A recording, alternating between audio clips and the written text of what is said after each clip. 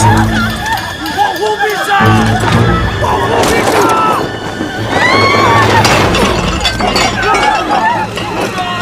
快救陛下！保护陛下！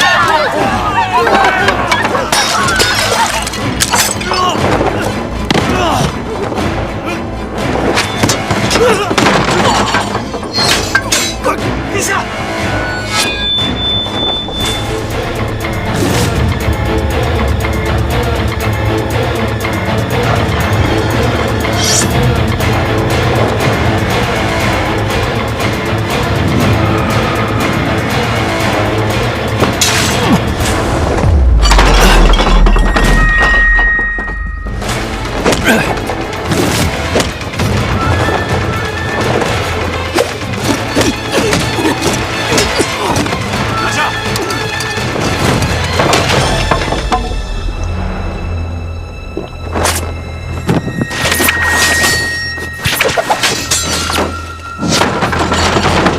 听说四顾剑有个弟弟自幼离家出走，抓着他，我倒要看看这兄弟二人是不是痴呆之徒。收好，陛下。你草率了。有刺客！快去保护陛下！保护陛下！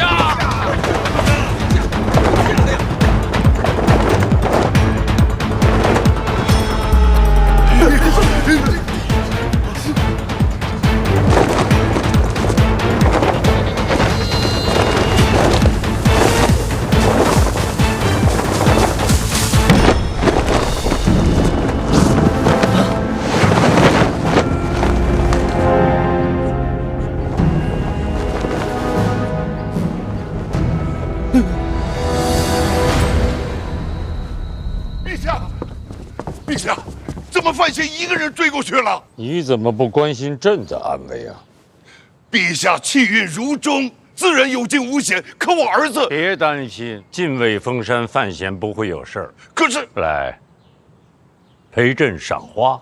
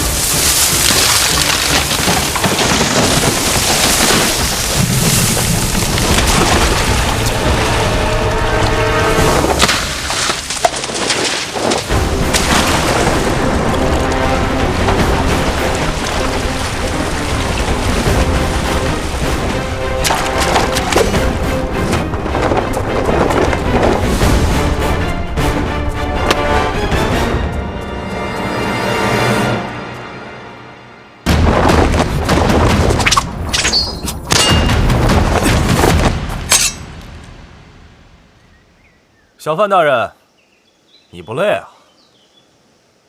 行刺之后不躲进山林，还想回京都？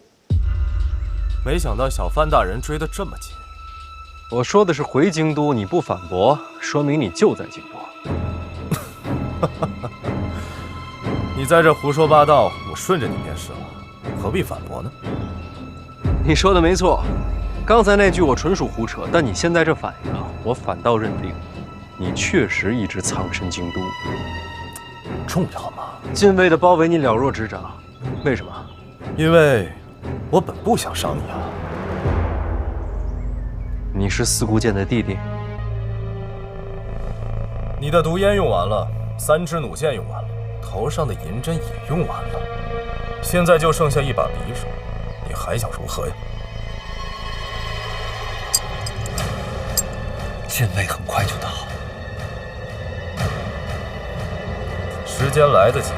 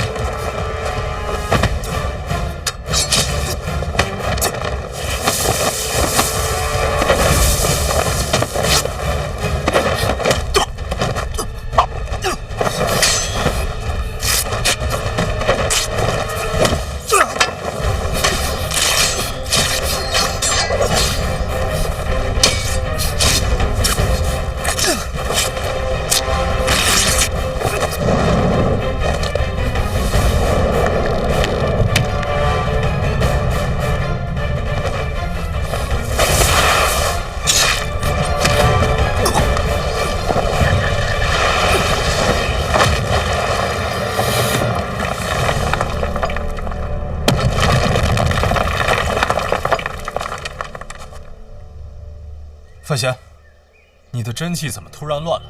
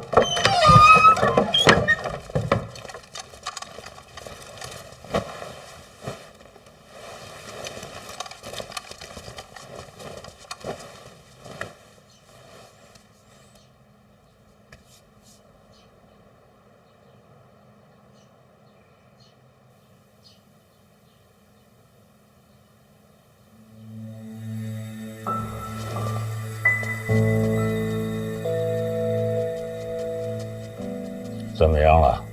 陛下，有些麻烦。他不就是中了一刀吗？刀上有毒，解毒啊！是什么毒还不清楚。之前呢，臣曾经去过范府，就已经发现他内息紊乱、经脉逆行的状况。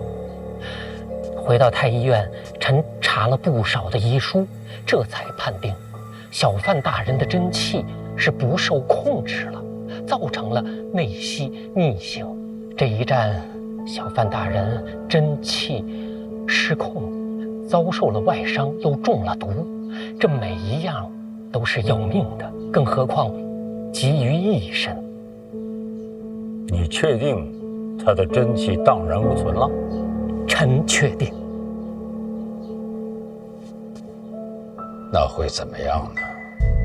有一个办法，那就是找一个跟他练同样真气的人，让那个人消耗真气，重整小范大人的经脉。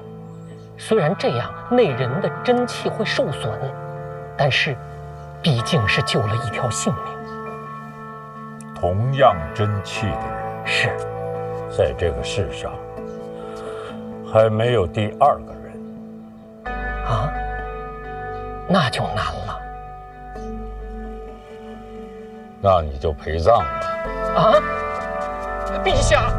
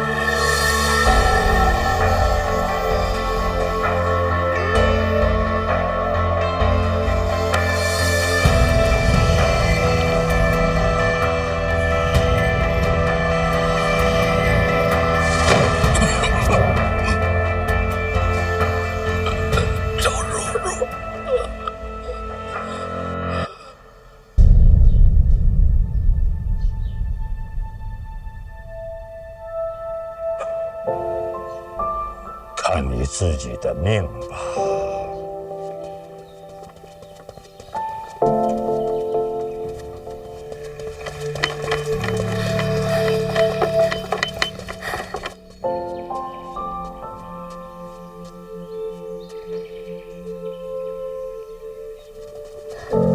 这位就是范府嫡女范若若。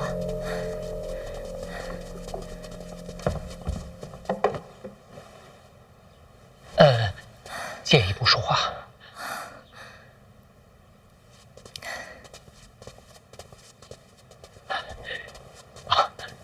若若姑娘，你懂医术？我哥教过我。那你会解毒吗？不懂。治真气逆行呢？不会。那你怎么救他？我救不了他，能救我哥的只有他自己。我能做的只是让他醒过来。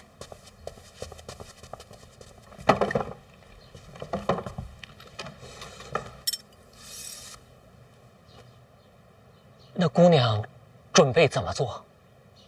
我哥跟我说过，有一个刺激神志、让人清醒的穴位。那这个法子你之前对多少人用过？一个也没有。啊？这也太冒险了。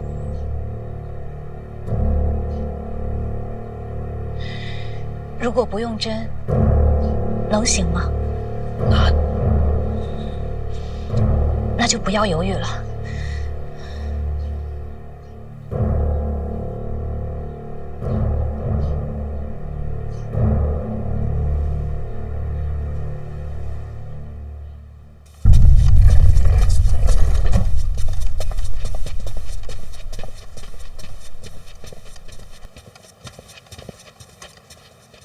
散。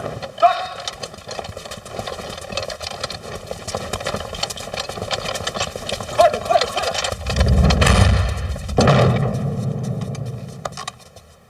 怎么样？自己人无妨。范闲醒了，他亲自开口，原话是：要3处冷师兄入宫。好。刺伤范闲的白衣剑客消失无踪，可以确认的是，他在京都。你继续查。那个人是四顾剑的弟弟。陛下的眼光不会错的。九品上的身手躲在京都，监察院却丝毫不知。虽有蹊跷，我要找出答案。禁卫布防，他都了如指掌。您觉着这代表了什么？有内贼！我查了此人的案卷，结果呢，一片空白。这不合理。这般人物多多少少都会有文册留存，所以我怀疑，监察院内就有刺客内应。和四顾剑有关的文册，只有各大主办和我有权调用。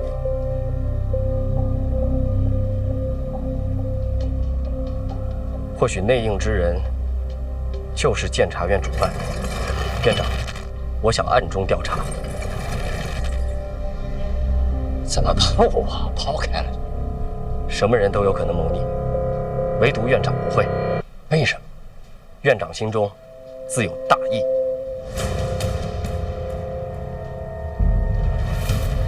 继续查吧。是。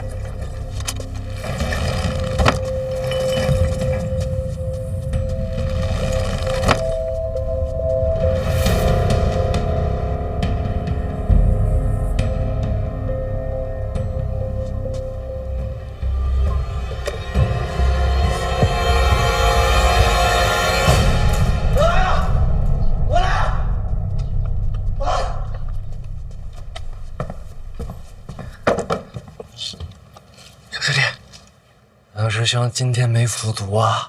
哎呦，又幸亏没服嘛，那不然耽误大事了。小师弟，你知道中的什么毒吗？知道。好，那就能解。那匕首上用的是硝石矿脉之毒，那是东一城的风格。刺客是司古剑的弟弟。你管他谁弟弟？我先给你解毒啊。东一城啊。用毒露属碎片，倒也难不倒咱们三处。要不然先试试。我信师兄的。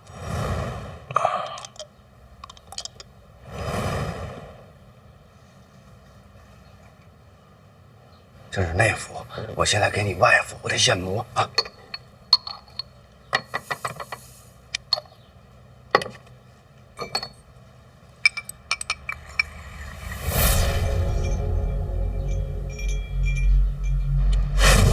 并未解毒，怎么会呢？看来是毒入了肺腑了。侵入肺腑，这怎么治？其实做个手术就行。手术是什么东西？就是剖开伤口，清理肺腑。世上哪有这么解毒的？这开膛破腹，人不就死了？什么都不做，也是等死。这闻所未闻的事情，谁能胜任呢？需要一个手特别稳的人。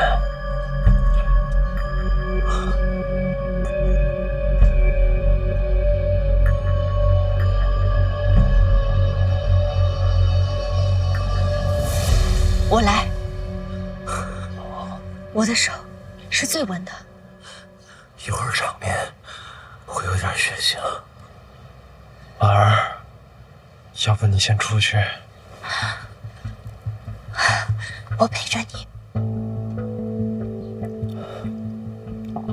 有几成把握啊？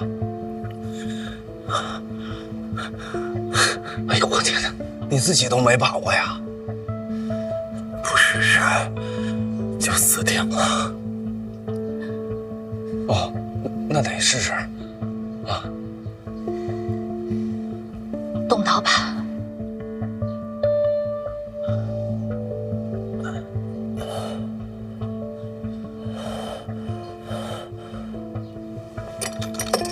等等，动刀之前还有几个事儿要准备一下。你说。慢点，慢点。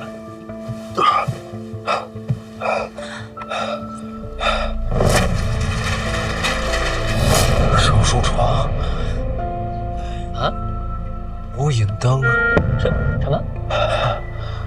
全面消毒。你们能不能对我好一点啊？这都要开膛破肚了，最起码打扫一下卫生吧。哦，好。这世上有种东西叫细菌。什么细菌？啊？肉眼看不见的细菌。什么细菌？别废话了，按我哥说的做。哦，好。躺下。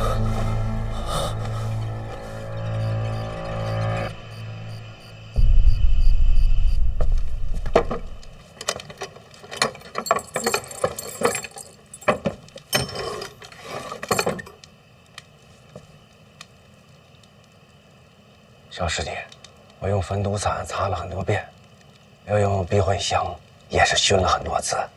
按照你说的都清理干净了，你说的那个戏什么的应该没了。药好了。马千子不行啊，会睡过去。这不睡过去怎么开膛破肚？不能睡。具体怎么手术，我得指挥。你自己不行吗？可我只划过水果。师兄，用格罗方吧。这个从古至今啊，从天到地，就没人敢这么用过。今儿咱们就开个先河。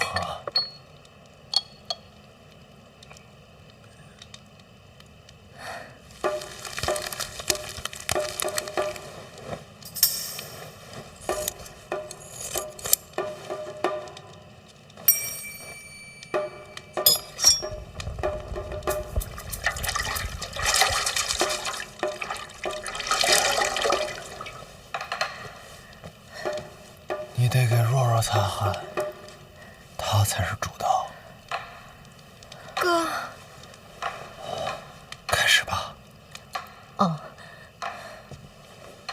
没事儿，开始吧。别紧张，小心哥。没事啊。没事儿，没事儿。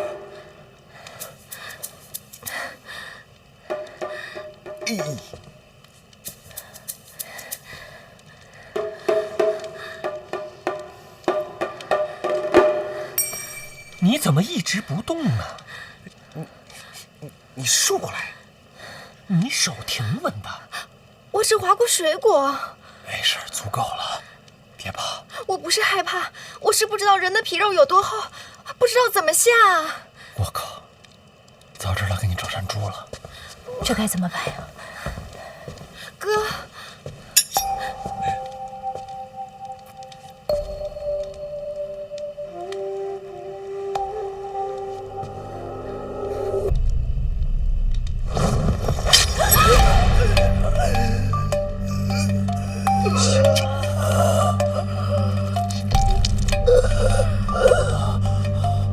继续。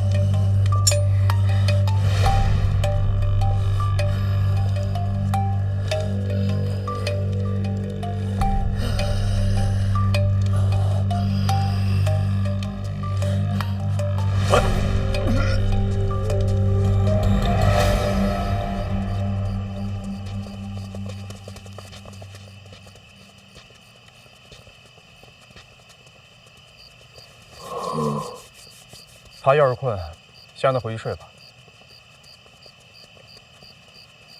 范闲救了他的命，他怎么能睡呢？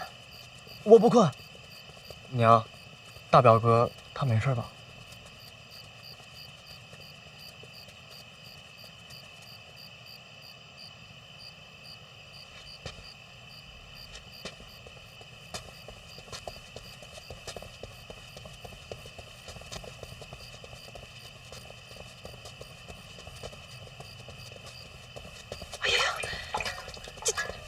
这怎么流了这么多血啊？吉人自有天相吧。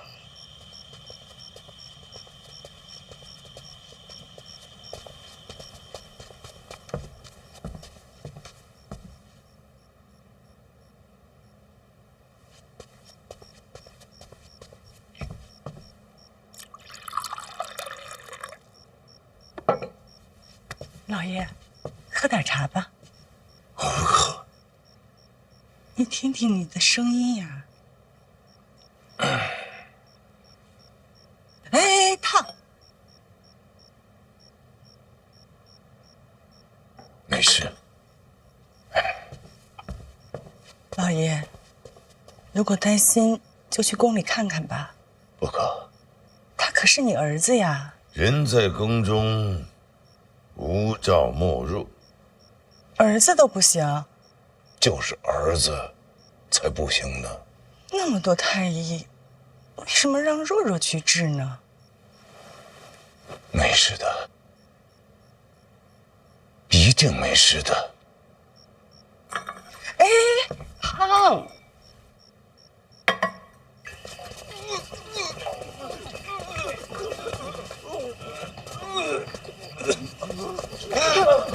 怎么了，这位？陛下口谕，范闲有伤，不宜打扰，请太子与诸位先回宫，他日再来。伤势如何了？已经开膛破肚了。那范闲他……小范大人在乐。乐？他都被开膛了，他乐什么？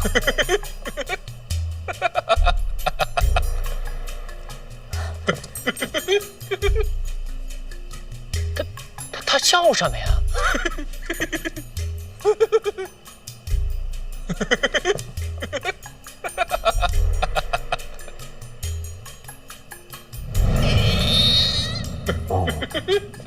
用的格罗方，那是迷药，估计是出现幻觉了。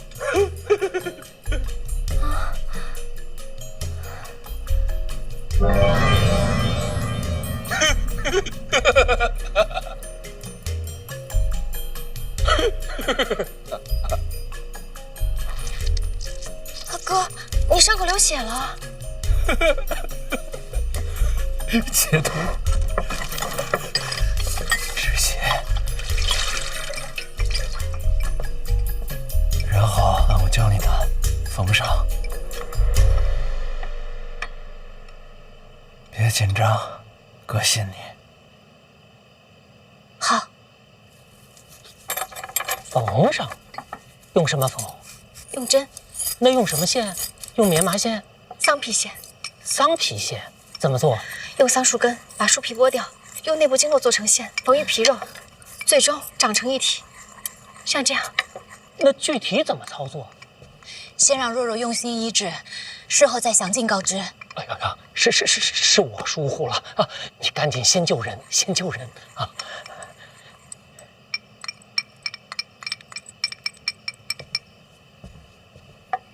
婉儿，怎么了？哪儿不舒服？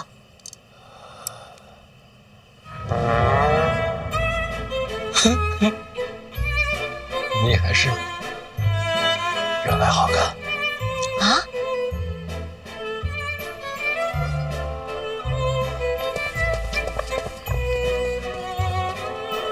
图书馆，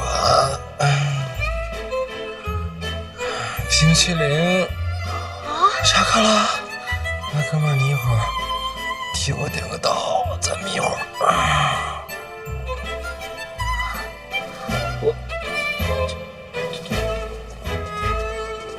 陛下，陈院长求见。段主任来了。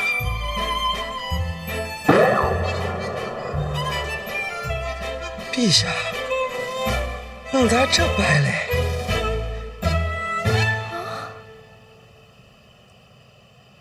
什么意思？歪歪的孩子。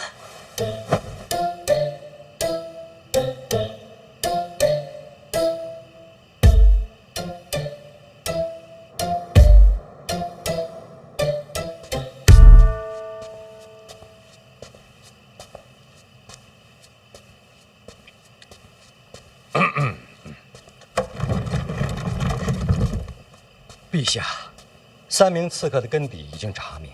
范闲现在在广信宫，正在开膛破肚。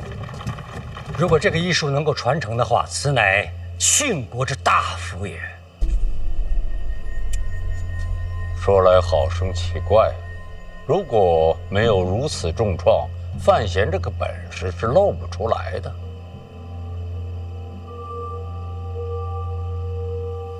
随他娘。你说范闲身上还有没有其他的本事？有任何本事都会献给陛下，是吗？为了救驾，连命都不要，什么比命还重要？有道理，进来吧。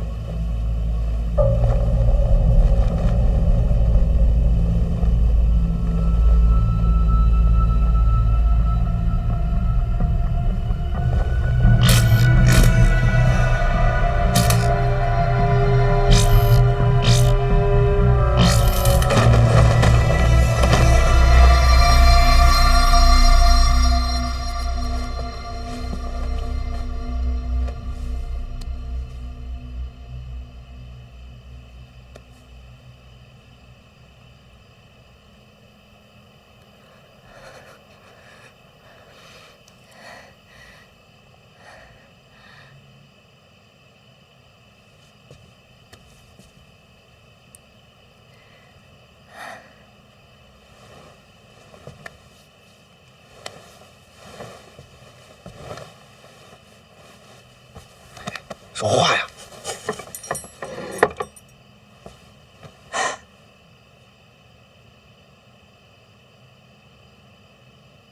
平完谢了。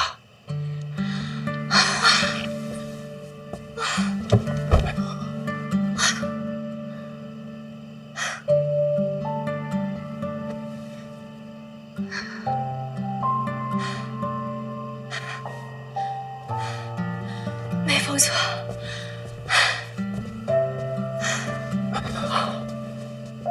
范小姐，此等医术可退鬼神。恕李某斗胆恳请范小姐看在倾国百姓的份上，传赐绝学。等哥哥醒了，我再问问他。我现在叫醒他。伤成这样了，合适吗？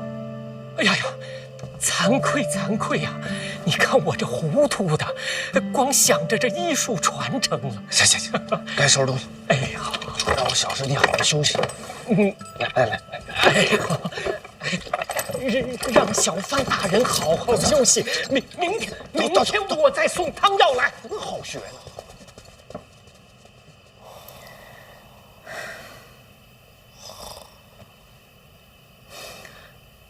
你的嘴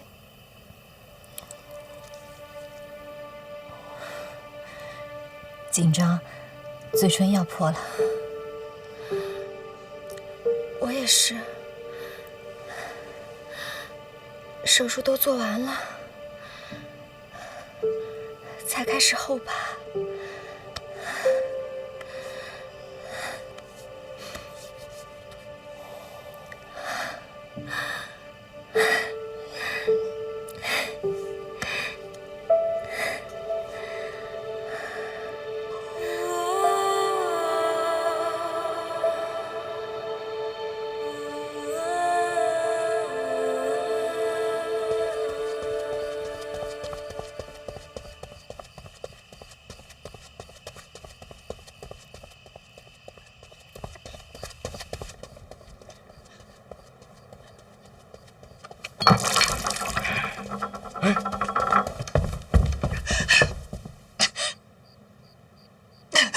老爷，宫里急报，饭前病情稳住了，无性命之忧。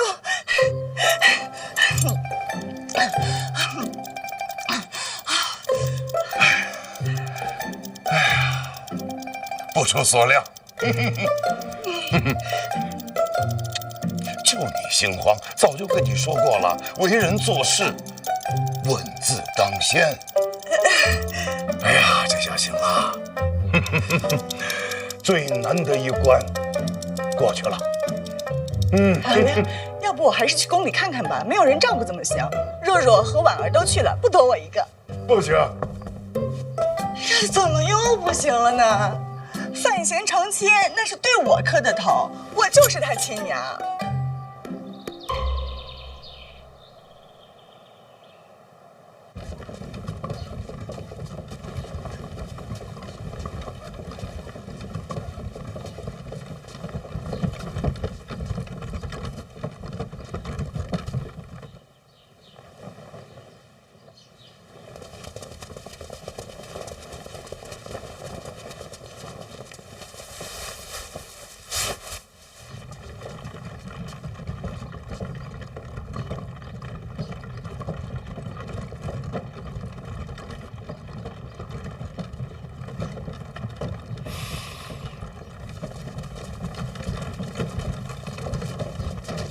婉儿和若若在侧院休息了，劝他们两个不要一直守护着你，真是太不容易了。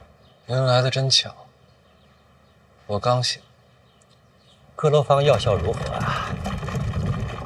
三处早就给出了明确的答案，我是掐着时间来的。现在怎么样？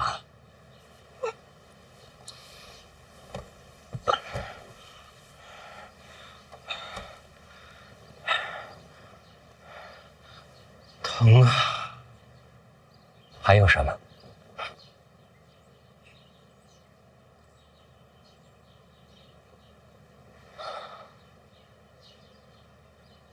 真气没了，经脉紊乱，真气离散。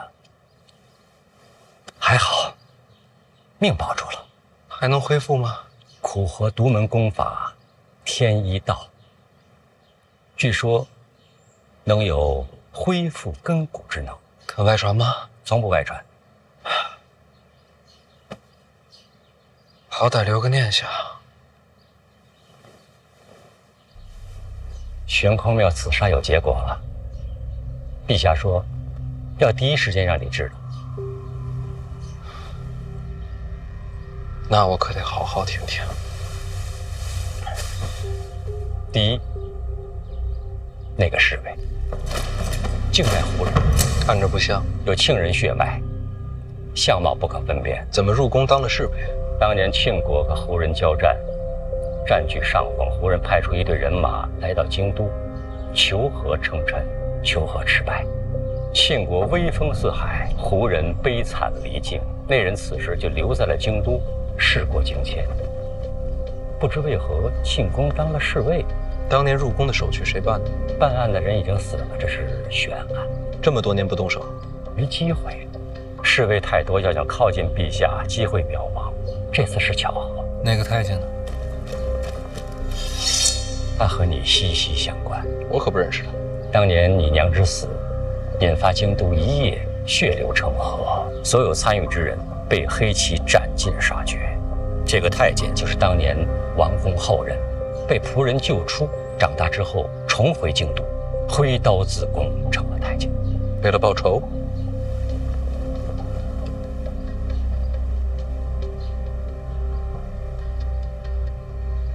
仇恨是最顽强的力量，它会在人的心里边生长，随时间茁壮，最后成为人一生唯一的主题。这话听着，怎么像是有共鸣？我只是在剖析刺客的心中所想吧。那匕首怎么藏的？3年前他就负责打扫玄公庙，那个时候就把匕首藏起来了，现在才可以得空使用。白衣剑客呢？陛下眼光独到，此人正是四顾剑的弟弟。这回真是四顾剑？这次不是四顾剑，四顾剑杀尽全族，唯独放过了他的弟弟。这世上唯一想杀四顾剑的，正是他这位亲兄弟。这3个人彼此认识？不认识，没有牵连。配合这么默契，是巧合，没有商量，没有预谋，3方互不相识，轮番刺杀，这样同时开始，反而形成了杀局。这是一场神仙局，无法预判，不可复制。神仙局，如此巧合，如此天衣无缝之局，非凡人莫属。凡人不行，您可以的。话可不能那么说，我哪有那样的本事啊？如果就算有的话，刺伤我的是影子。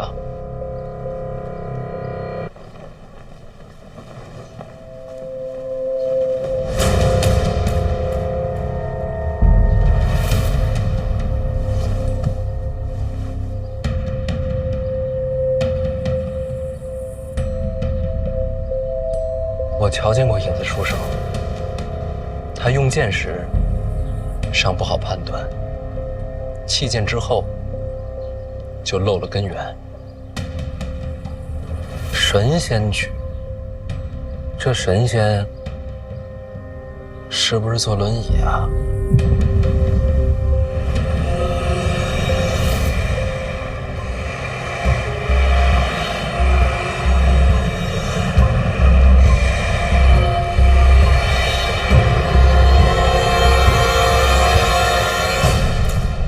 别看了，我刚醒，不可能藏人，这儿就咱俩。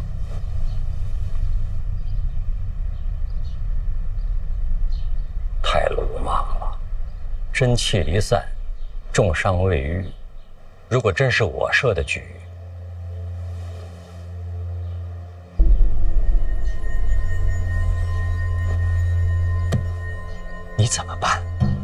是你吗？我只派了影子，其他2个纯属意外。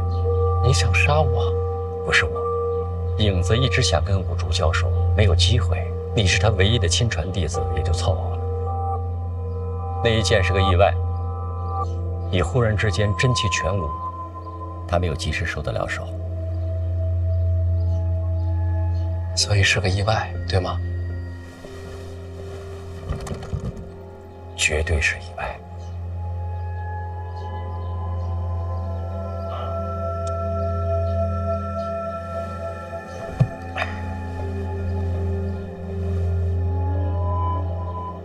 那你是想弑君？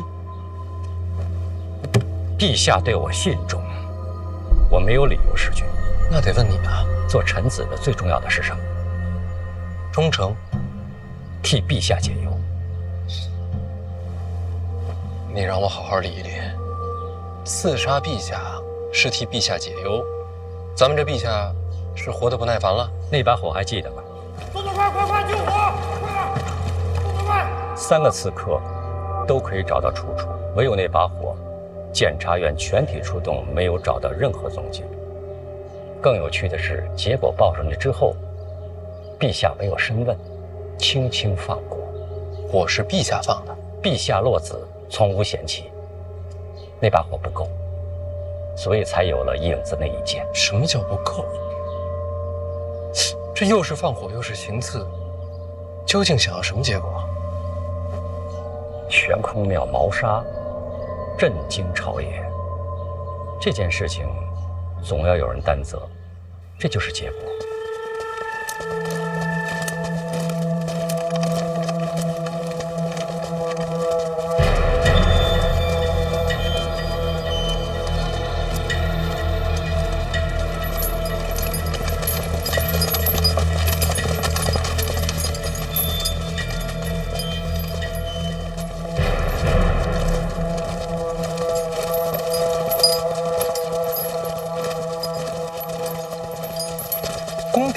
大内统领护驾失职，其罪当诛。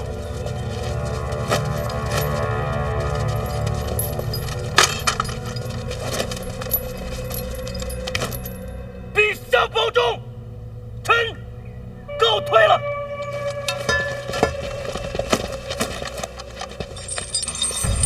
我杀了宫典，贬出京都，放逐定州，发配边郡。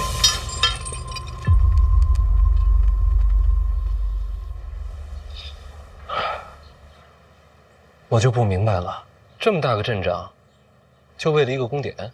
他是叶仲的师弟，叶仲连上8篇奏折请罪，结果跟宫典一样，昨夜已经放逐定州，发配边郡。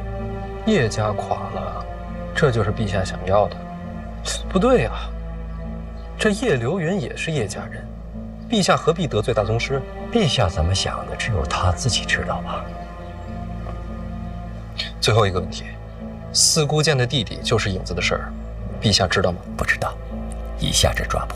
那这和行刺有何区别？为了陛下真正的利益，我不介意让陛下受到惊吓。这话听着可不像忠臣。结果最重要。要是那一剑刺中了呢？陛下不会死。没有人真正了解陛下的底牌。我该不该把影子的身份告诉陛下？可以不说。那你就不该承认。你刚才说刺客就是影子，这件事应该埋在心里，不应该问我。是。如果真是你布的局，我问出口就已经死了。那你为什么还要问？如果是别人，我就不问了。若是别人，我也不会答。悬空庙刺杀之局，真相就是这样。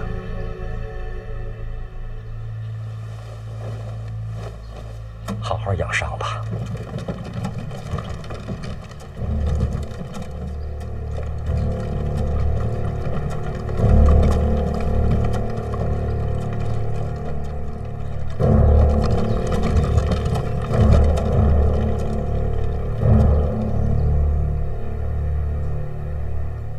陈萍萍都跟你说了些什么？陛下，他说了3名刺客的身世，还有呢？他还说这场火有可能是陛下自己放的。哼，这个老东西。还说什么？还说陛下这么做是想赶走叶家。与叶家无关，但是与叶家的一个人有关。叶流云。叶流云在江南，听说是云罗天下。朕给他下了12道密旨，让他回京都，他居然置若罔闻，抗旨。对，抗旨。知道为什么？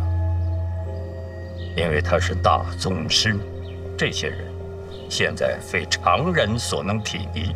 四顾剑，一人一剑，守东夷城数10载，100万雄兵难以靠近。为什么？就是因为他们都是大宗师。这些人是王法于不顾，是规矩不愤的。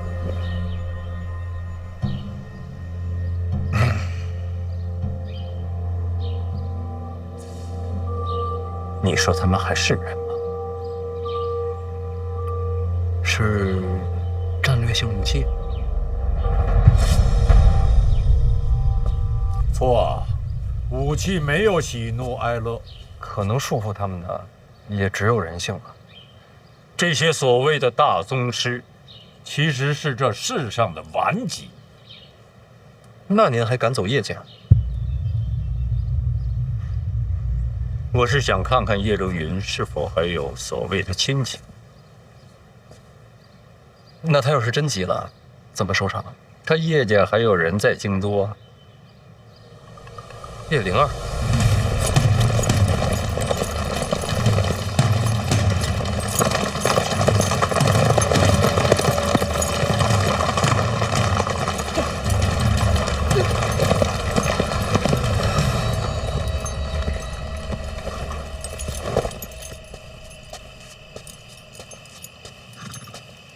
我跟您一起去定州。灵儿，爹，对不起你。把你留在京都，并不是为了保护你。知道爹为什么去定州吗？守备失职。那是责罚，所以，我们叶家必须有一个人留在京都。你，就是爹选出来的质子。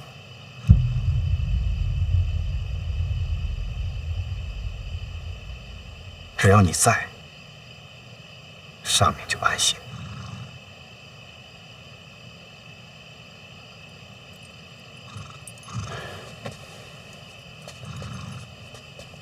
莲儿，对不起，爹只能选一个了。从今以后，再不要搞行侠仗义那一套了。记住，在京都，没爹的孩子，最好什么都别做。我明白。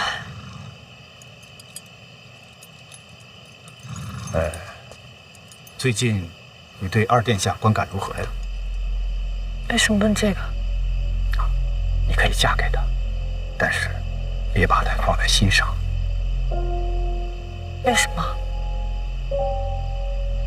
如果陷进去了，就没有退路了。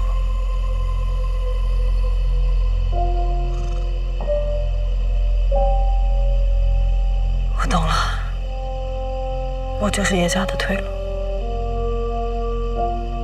我宁愿你不懂这些，但是没有办法，这世上总是事与愿违。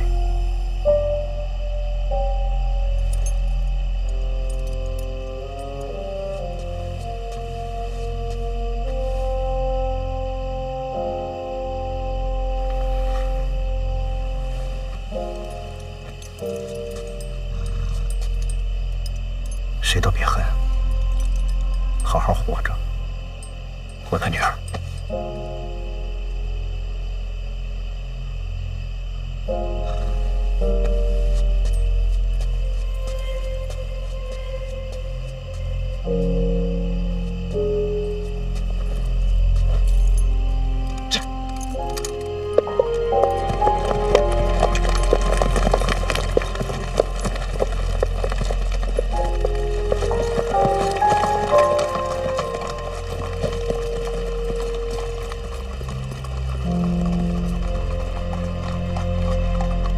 只要是有人在，就留有余地，不是吗？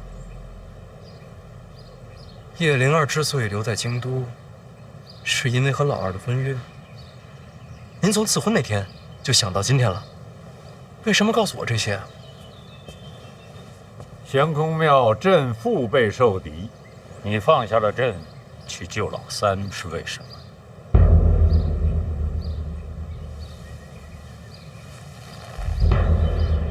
为什么？当时那一剑，臣要是不挡，三殿下可必死。那在你的眼里，朕的命还不如老三？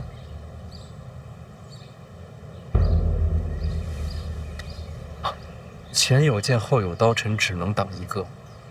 当时看来，那一剑威胁更大，救三殿下，只不过是顺势而为。你完全可以拿老三当挡箭牌啊，你就不至于受伤吗？事发突然，臣来不及想那么多，只想着挡箭救人。你好生歇息，等你好一些，朕带你去一个你想去的地方。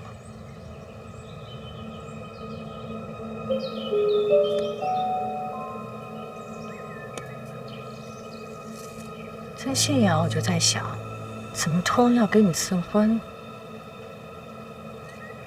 原来是把你当做皇族和叶家的天头了。按作用来讲，这应该算是和亲吧。要不姑姑给你添点嫁妆？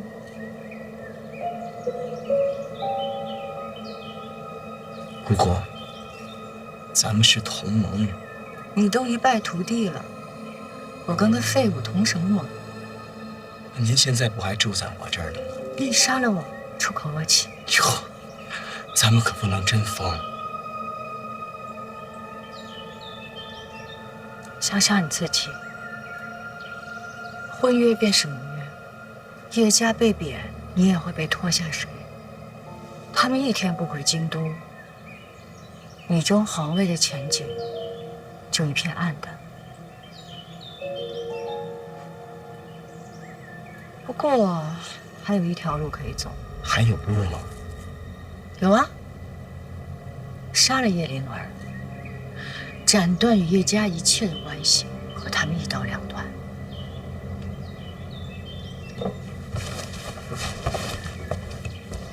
李安，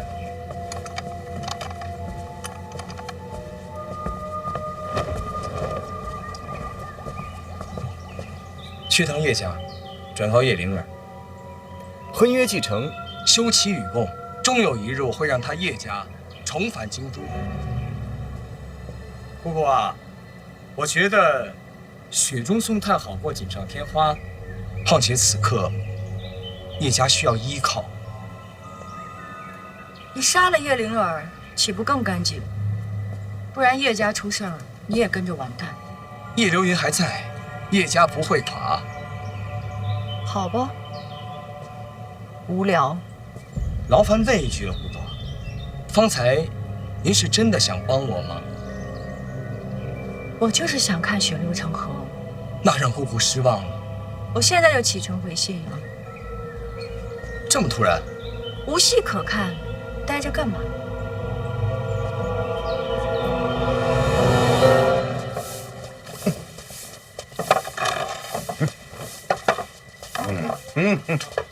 老爷，老爷，老爷，父爱如山，您才是人间第一凤。老爷起了。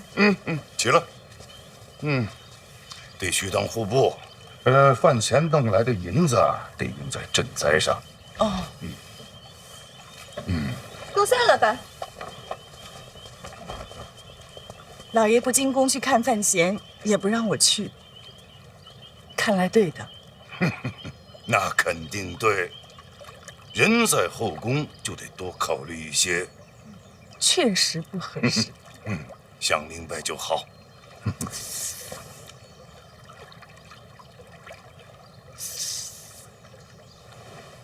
怎么了？是头发乱了？这发冠换个颜色吧。什么颜色不颜色的？怎么我打了一个盹起来，都如此的古怪？什么情况啊？我们都听说了。听说什么了？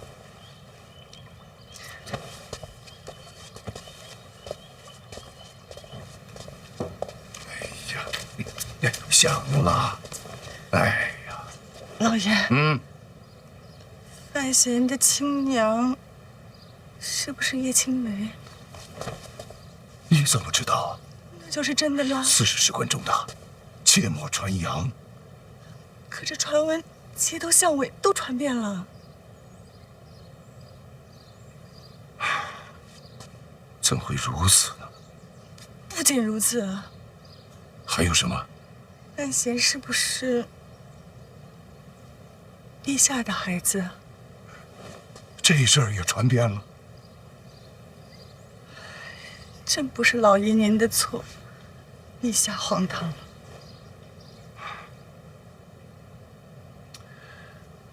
府内交代下去，以后再听到这类传闻，全当谣言处理。那当然，实在不行，我做人证，大不了说范闲是我伤的。这都什么乱七八糟的呀！老爷，发冠还是换个颜色吧。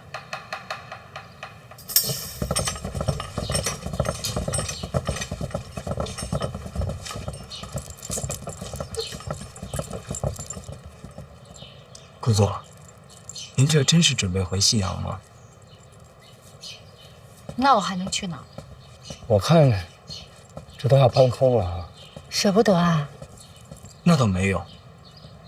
姑姑，这名册与账本本身就是我们共有的，里面的内容但凡泄露一点，与敌国走私这罪名都算是轻的了。姑姑会害自己吗？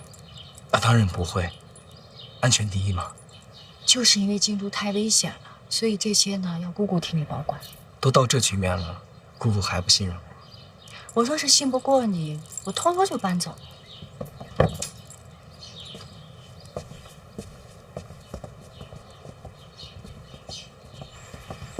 哎，等一下，这两本我要留着。殿下，我有要事禀告。姑姑慢走，姑姑常来，我还有事儿，不送了。等一下。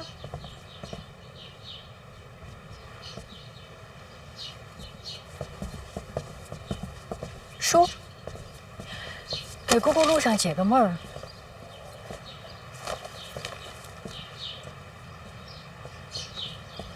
说，殿下不太对，城内传闻四起。什么传闻？街头巷尾都在议论，说范闲生母就是当年的叶青梅。叶青梅，范建和叶青梅，难怪内府会传给范闲。不是范建，范闲是陛下的儿子。这种街头传闻你也敢信？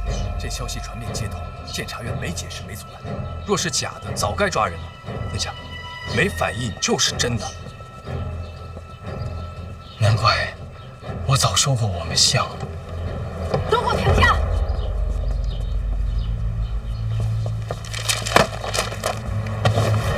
再说一遍，他是谁儿子？陛下，我说他娘。是叶青梅。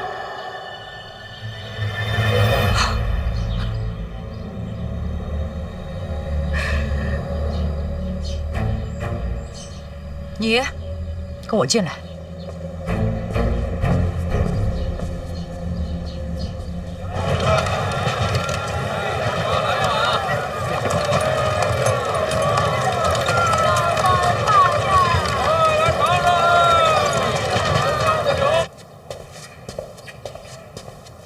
有人擅闯！站住！站住！站住！站住！站住！站住！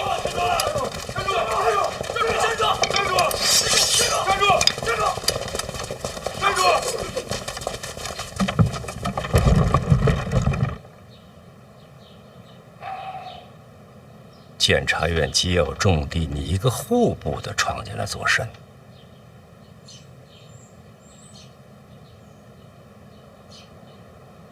收了吧。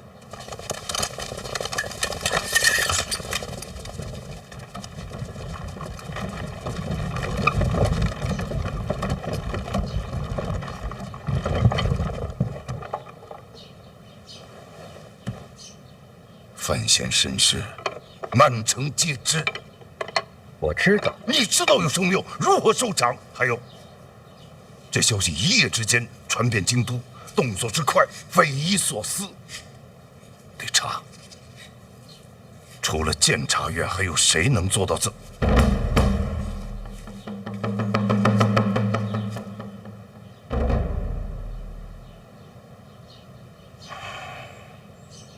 是你们。准确的讲，应该到午时之后，消息才可以传遍京都。陛下的意思？这种事只有陛下点头。为什么？范闲舍身救驾，陛下感动，那就把他往绝路推。臣子变皇子，那是升迁。范闲身世藏这么多年，不就是为了他安全吗？叶青梅这3个字代表什么？有多少人爱他，就有多少人在恨他。仇恨这东西，一旦染上，就不会褪色。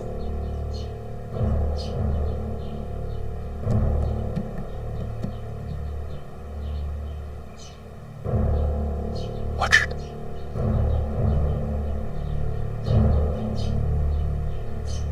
我知道。不要他死！公主，冷静。我很冷静。叶青梅的儿子必须要死，怪不得要把内骨交给他，这是要物归原主呀。以范闲如今的身份，陛下不会允许有人杀他的。可这是陛下欠我的。这么多年，陛下需要什么我就给他什么，他不方便做的事情是我在去做。他不愿意查的人是我在帮他查，是我，不是别人。我为陛下尽心尽力，就算他要我赶出京都，我也如他所愿。姑姑，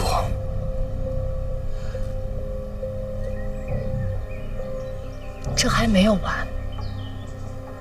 就算我人不在京都，我依旧是陛下手中的利刃。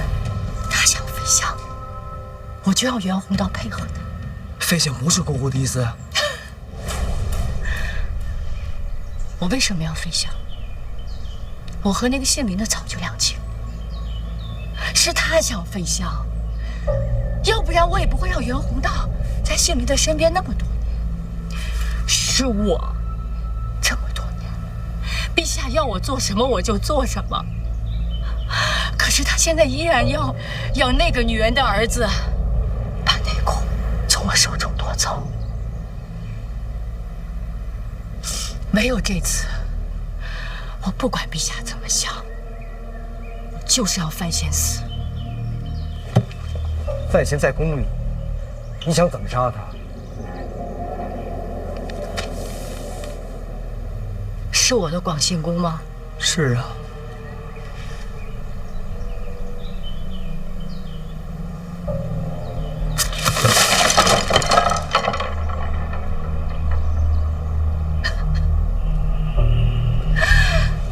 我的广信宫，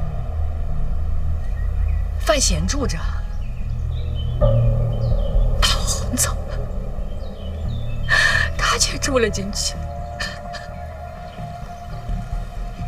等等，等等。其实换个角度想，以范闲现在的身份，最慌的应该是太子。